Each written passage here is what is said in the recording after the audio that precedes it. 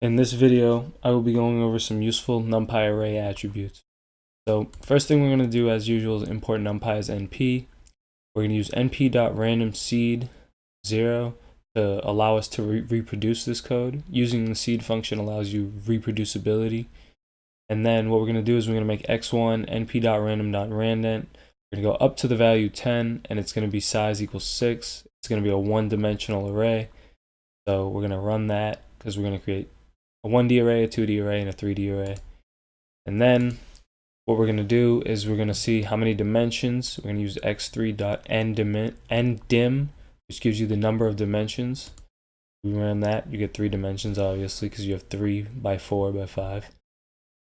And then we're going to use the shape function, x3.shape, to determine the shape of the array, which obviously we already know because we created the array, 3, 4, 5. And then we're going to use x3 size, using the dot size function, and we're going to run that, and that will give us the size of the array, the entire array, which is 60. Print data type. So x3.dtype is going to give us the data type of the array, and it's int32, which means all the values inside are of int32.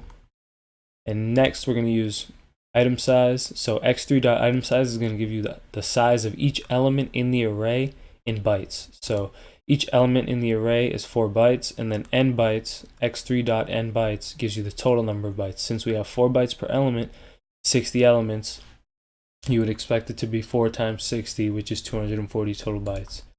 Thanks for watching this video. These are just a few useful functions in NumPy. Please consider subscribing. That's all. Thanks for watching.